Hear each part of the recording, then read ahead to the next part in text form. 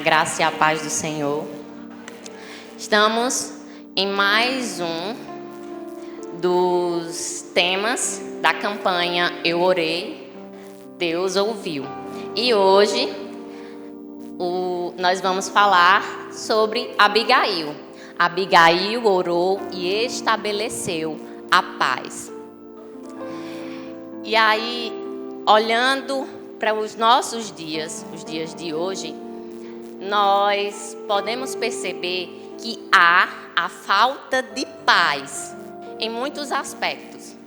Estamos com falta de paz na questão de conflitos armados.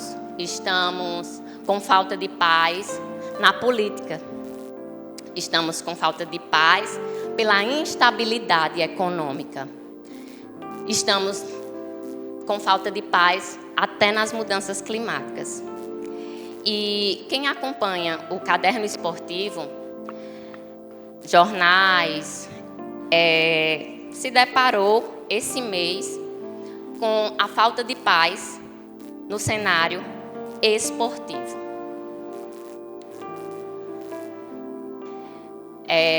Nós vimos duas notícias que chocaram a sociedade e repercutiram para além do Brasil. Repercutiu mundialmente. A primeira foi uma batalha campal, segundo a própria notícia, escândalo e jogador sem dente. Briga entre jogadores do Flamengo e do Botafogo acabaram se tornando o que iniciou como uma briga entre dois jogadores, se tornou uma briga generalizada. Isso dentro do campo, após a partida. O segundo episódio aconteceu em Recife, fora do campo. Briga entre torcidas. Fez de Recife um cenário assustador de guerra. E aí, no meio de todo esse cenário, de todas esses exemplos de ausência de paz, eu quero perguntar para você: o que é paz? Se você consultar o dicionário, você vai encontrar relação entre pessoas que não têm conflito, acordo, concórdia. A etimologia, que é a origem da palavra, ela vem do latim e diz que é ausência de guerra. Uma das vertentes da filosofia, porque existem muitas, mas eu separei uma delas que diz que é viver em conformidade com a razão e aceitar aquilo que você não pode mudar. E como o pastor disse em um outro momento aqui, a palavra que define essa igreja é aquela que está na Bíblia. E o que a Bíblia me diz a respeito de paz é que é um estado de tranquilidade e harmonia interior com Deus e com outras pessoas. Lá fora, o mundo diz que paz é ausência de conflito. Aqui, o que nós cremos é que paz é uma pessoa. Paz não é sobre não estar com problemas, não é sobre não estar em guerra. Paz é sobre estar em Cristo, em meio ao problema, em meio ao conflito, em meio à guerra. E ter dentro de você a paz que excede todo entendimento. Isso é paz. Mas, voltando à história de Abigail, nós vamos trazer de forma resumida. Você pode acompanhar toda a história em 1 Samuel 25, do 2 ao 42. Está lá toda a narrativa. Mas nós vamos trazer aqui de forma resumida. O contexto dessa narrativa é o seguinte: Saul era o rei e ele já estava desagradando ao Senhor, não estava andando conforme aquilo que se esperava de um rei. Então, o Senhor ungiu a Davi. E aí, Saul começou a perseguir Davi para matá-lo. E Davi, então, se torna um fugitivo. Davi não enfrenta Saul. Mesmo tendo sido ungido, ele não enfrenta, ele foge, porque ele reconhece que Saul é ungido de Deus. E o Senhor, como o Senhor o ungiu, ele se encarregaria de ascendê-lo ao trono. E aí entra em cena Abigail, Nabal. O que aconteceu?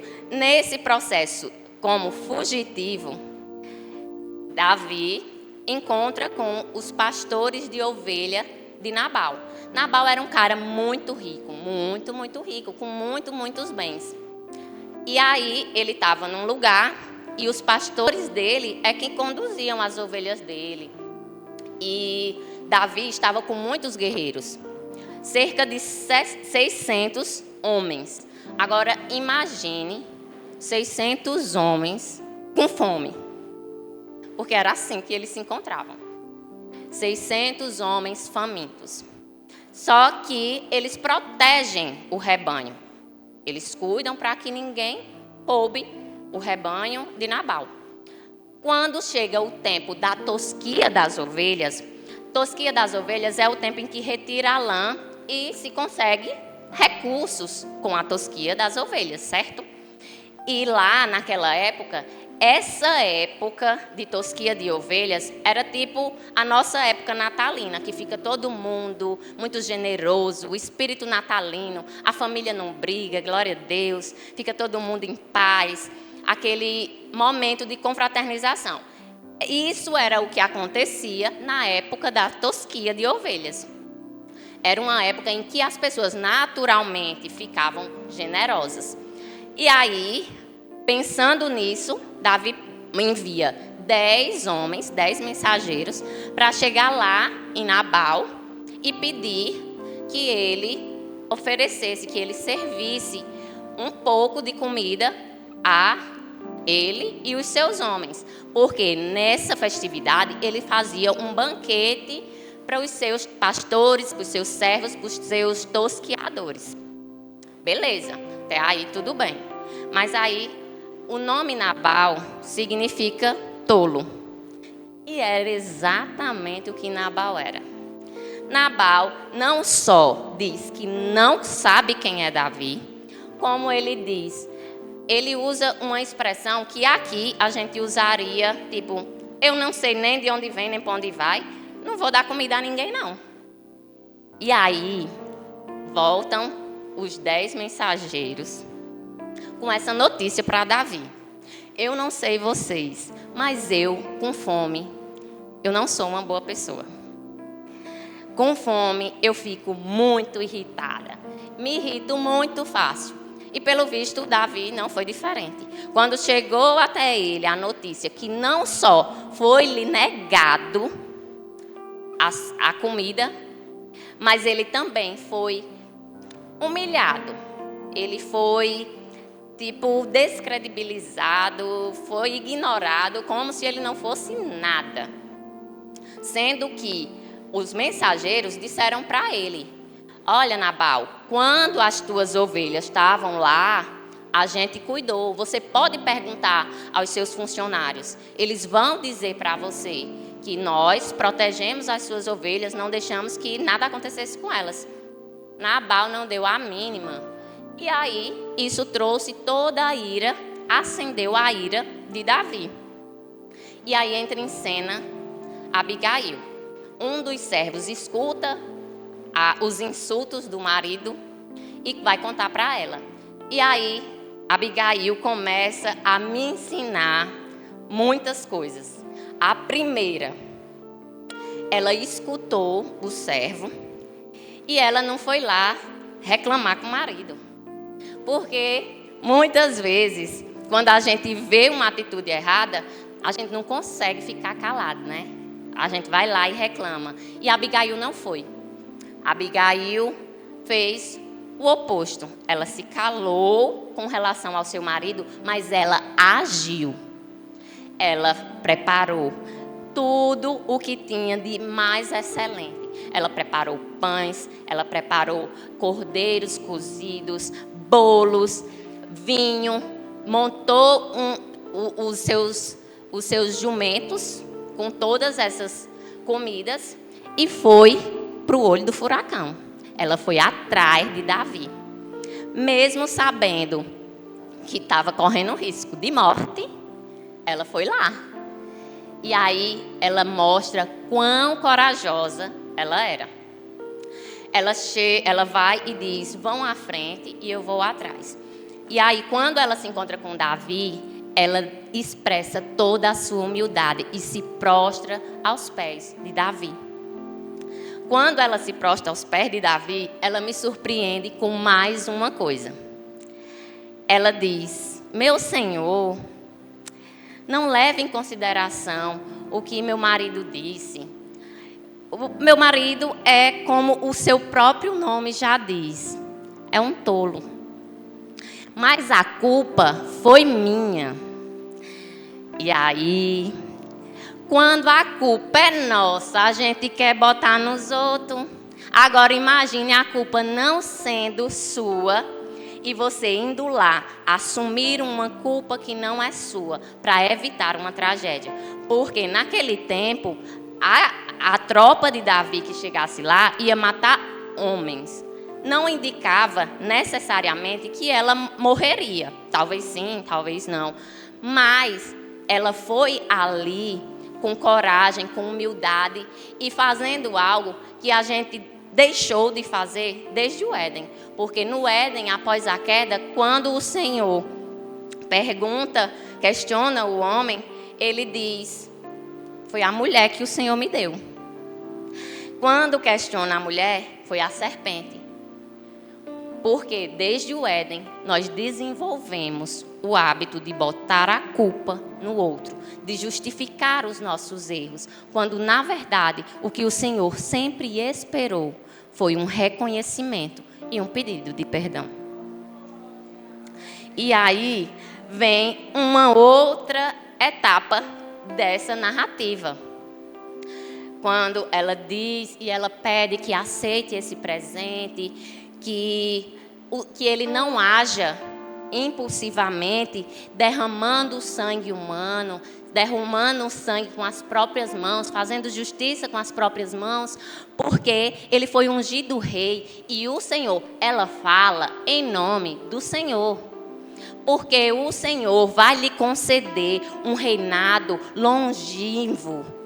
Você vai reinar por muitos e muitos anos. Então não suje suas mãos, não prejudique aquilo que o Senhor já colocou. Não prejudique essa promessa que tem nas suas mãos por causa dessa ira momentânea.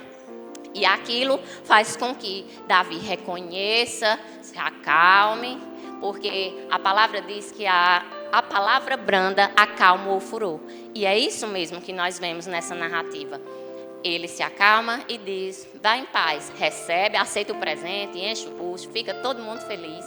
E detalhe, ele mandou 10 para ir levar a mensagem para Nabal. Mas quando ele se reuniu para matar, não deixar nem as galinhas do terreiro, eram 400 homens. 400 homens. Não ia ficar nem a história para contar. Então, quando Davi aceita e ela volta para casa, ela chega em casa e Nabal tinha feito um banquete digno de rei. Ou seja, Nabal não deu a comida porque era tolo mesmo, não era porque faltava. E ele estava bêbado, ele estava embriagado e ela não contou. Quantas vezes nós, por estarmos com a razão, não queremos calar. Queremos esbravejar e falar, e falar, e falar. E gerar ainda mais conflito. Abigail se calou. Ela não contou. Eu fui lá e resolvi tua merda. Nada disso. Ela foi na paz. E no dia seguinte, ela contou para Nabal. A notícia foi tão impactante que a Bíblia diz que seu coração se tornou em pedra. Ele se tornou em pedra. E eu conjecturo que ele entrou em coma, porque ele não morreu. Somente 10 dias depois, a palavra diz que o Senhor feriu a Nabal e ele morreu. E aí, Davi manda buscar Abigail, quando ele descobre que Nabal morreu, e convida ela para ser esposa dele. Então, Abigail deixou de ser a esposa do comerciante mais rico para ser esposa do rei. Por uma questão de sabedoria, por uma questão de humildade, de ser uma pacificadora. Quem não ia querer uma mulher dessa? Então, o que nós aprendemos no meio de tudo isso é que a paz, a verdadeira paz, ela vem de um relacionamento com Deus através de Cristo Jesus. Naquele momento, na vida de Abigail, Jesus ainda não tinha vindo, mas claramente ela tinha um relacionamento com Deus, porque quando ela se encontrou com Davi, ela falou em nome do Senhor. Ela falou tudo aquilo que o Senhor ministraria de fato a um coração. E aí, em meio a situações difíceis, em meio às catástrofes, em meio a tudo isso que muitas vezes acontece na nossa vida do lado de fora, mas existem também catástrofes e problemas que muitas vezes estão acontecendo dentro da gente, roubando a nossa paz. Conflitos, como eu já vi alguns psicólogos falando, o excesso de futuro e o excesso de passado dentro de nós também conseguem roubar a nossa paz. Mas aí nós podemos fazer aquilo que as Escrituras nos ensinam. Ore e profetize a paz. Seja qual for a situação que esteja afligindo o seu coração hoje, seja ela exterior ou interior, ore e profetize a paz. Sabe por quê? Porque a paz é uma pessoa. Jesus é a sua paz. E ele foi, como foi dito anteriormente, ore e profetize. A paz que é Jesus, ela foi profetizada por Isaías 700 anos antes de Jesus vir ao mundo. A paz foi profetizada por ele, quando ele escreveu o seguinte: porque um menino nos nasceu, um filho se nos deu, e o governo está sobre os seus ombros. E o seu nome se chamará Maravilhoso, Conselheiro, Deus Forte, Pai da Eternidade, Príncipe da Paz. Essa é a nossa paz. A paz que foi profetizada 700 anos antes de chegar. É essa paz que nos permite estar em qualquer situação e manter a calma, a paciência e a confiança de que tudo vai se resolver. Lá em Mateus 8:24, você vai ler o seguinte: eis que no mar se levantou uma tempestade tão grande que o barco era coberto pelas ondas. Ele é Jesus. Ele, porém, estava dormindo. O cenário era de caos. O barco estava sendo sacudido. Mas os discípulos estavam em desespero. Mas ele estava dormindo. Porque ele tem nas suas mãos todo o poder. Todo o poder. Essa sua situação é nada. É nada. Esse problema interior é nada. Seja qual for a circunstância, ele está tranquilo. E na hora certa, à medida que você orar e profetizar e tomar posse, você vai viver a sua vitória.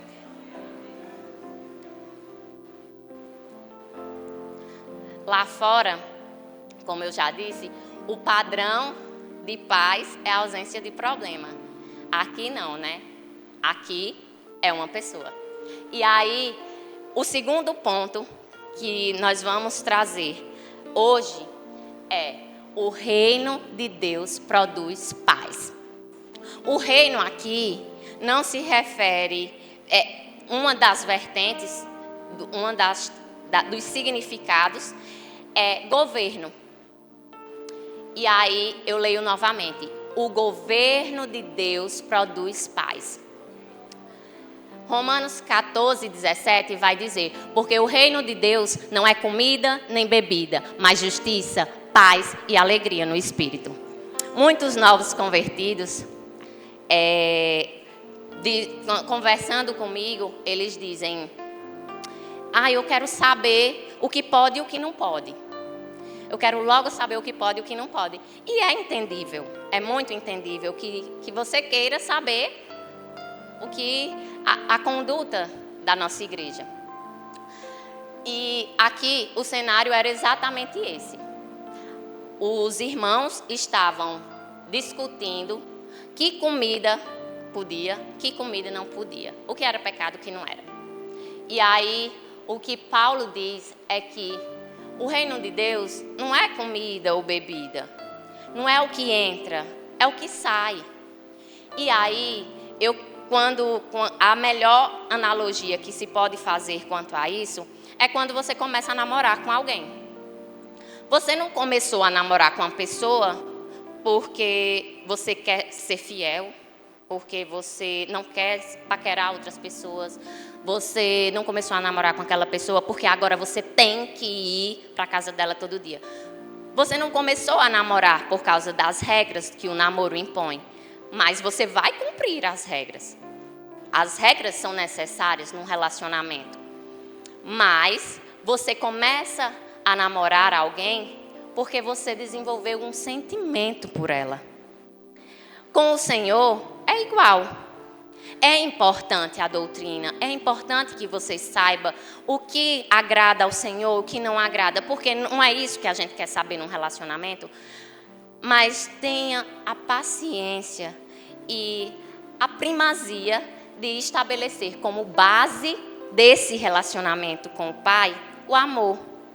E à medida que você for conhecendo, você vai caminhando e vai dar tudo certo. Mas que se a gente te apresentar só as leis, as chances de você não desenvolver um relacionamento sincero com o Senhor vai ser muito grande. E não é sobre isso. Tudo o que nós vivemos, tudo o que nós fazemos, tudo o que nós cantamos, tudo o que nós falamos é sobre Jesus. E se você sair daqui com isso em mente, eu já vou sair muito satisfeita com aquilo que eu recebi e estou entregando. Amém? Na minha casa, existem algumas regras. Por exemplo, nós acordamos às 6 e nós dormimos às 10. E aí eu digo que essas são as regras da minha casa. Se eu e a minha família, que seguimos essa regra, nos mudarmos dessa casa, a pessoa que vai morar na minha casa vai obedecer essa mesma regra? Não. Porque não é sobre a casa, é sobre quem governa a casa. E o mesmo se aplica com relação às coisas do reino. Paulo fala lá em Gálatas a respeito do fruto do Espírito e as obras da carne. Se você analisar junto comigo, o oposto das obras do Espírito, do fruto do Espírito, do resultado de alguém habitando em você, que é o Espírito Santo, o oposto do Espírito Santo não é o diabo. Não. O oposto da obra do Espírito é a obra da carne. Porque muitas vezes a gente espiritualiza tudo, quando na verdade são obras humanas. E aí, entre os frutos do Espírito, que eu prefiro chamar de resultado, características que são expressas em nós, quando nós somos habitados pelo Espírito, são essas aqui. Amor, alegria, paz, paciência, amabilidade, bondade, fidelidade, mansidão, domínio próprio. E veja que quando Paulo escreveu, a terceira foi paz. Em oposição às obras da carne, que são opostas à paz, são essas aqui, ó. ira, ciúmes, desavenças, inimizade, dissensões, facções, inveja. Tudo isso é oposto à obra do Espírito. E aí, muitas vezes, a gente prefere dar lugar às obras da carne, se deixa ser movido por elas, em vez de refletir o caráter de Cristo, que é expresso nas obras do Espírito Santo em nós. Então, precisamos analisar quem está governando a casa que somos nós. A obra e as características do Espírito ou as características da carne, as obras da carne. Por último, eu vou trazer esse ponto para encerrar. Você é empoderado para promover a paz. Nós já falamos no primeiro ponto que a paz é uma pessoa. A nossa paz é Jesus. Então, é um relacionamento vertical, certo? O segundo ponto trouxe que o reino de Deus promove a paz. A partir do momento que a paz de Cristo está em você, você passa a promover a paz. Porque se tem paz em você, você vai liberar essa paz onde você chegar. Você vai refletir essa paz. E aí vemos o terceiro ponto, que para mim é o mais difícil. Você é empoderado para promover a paz. E promover a paz não é só estabelecer a paz entre eu e a outra pessoa. Ser um promotor da paz é você ver dois irmãos brigando e você ir lá e apaziguar. É você ir lá e resolver. Ah, Letícia, mas o problema não é meu. Mas você foi empoderado pelo Espírito Santo de Deus para mudar o ambiente onde você chega. Ai, no meu trabalho é um caos, é uma confusão. Você está lá para mudar a atmosfera daquele ambiente. Peça ao Senhor estratégias e mude o cenário. Ah, na minha casa, minha filha, você não sabe como é. Peça ao Senhor as estratégias e mude o ambiente. Promova a paz também naquele lugar.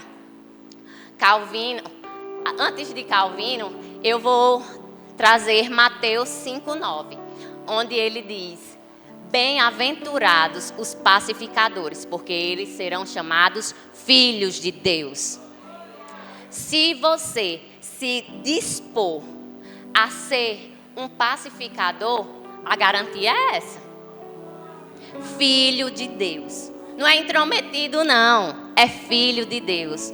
Porque quando você é um pacificador, você não quer saber do problema. Você quer resolver e trazer solução para o problema. Porque para criticar, o mundo está cheio de gente para criticar. Para botar mais lenha na fogueira, o mundo ama. O Senhor te chamou para ser um pacificador, para mudar o cenário, para trazer resolução. Você crê? Glória a Deus. E por último, essa frase de João Calvino, que diz: tudo que você vê de bom em mim é Cristo. Tudo que você vê de mal sou eu mesmo. Se a gente se permitir ser governado pelas nossas vontades, pelo nosso querer, é só ladeira abaixo. Mas se você se permitir viver a vontade de Cristo, fazer a vontade de Cristo, não fazer de Jesus só uma Bíblia na sua estante, mas a sua prática diária, essa é a garantia que nós vamos ter de sermos chamados filhos de Deus. Se você olhar bem, a cruz, ela traz um eixo maior vertical e um eixo menor horizontal. E eu quero fazer uma analogia com relação à paz. É impossível que nós consigamos estabelecer paz entre pessoas que convivem conosco, entre terceiros, se antes disso a paz não vier verticalmente. Porque nós só seremos agentes de paz se nós estivermos cheios de Jesus, inundados pela presença dele. E aí eu estou verdadeiramente transbordante dessa paz, porque ontem o meu tio precisou passar por uma cirurgia na coluna. E todos nós sabemos que uma cirurgia na coluna quer dizer, né, os riscos que ela remete. E eu esperei ficar assustada, ficar ansiosa, ficar afobada, mas eu fui invadida por uma paz que excede todo entendimento, verdadeiramente. Nós oramos, claro, nós profetizamos, profetizamos daqui a paz do Senhor, lá naquele bloco cirúrgico, e o meu tio, ele passou pela cirurgia plenamente tranquilo, com um semblante de paz que ninguém conseguia explicar. A cirurgia correu tudo bem, ele está com todos os movimentos, já se moveu, já comeu, já está totalmente tranquilo, porque estamos firmados no Deus da paz, no Cristo que estabelece a paz em qualquer circunstância, na circunstância mais assustadora, Ele está ali. E hoje eu quero conversar com você que ainda não se entregou para esse Jesus.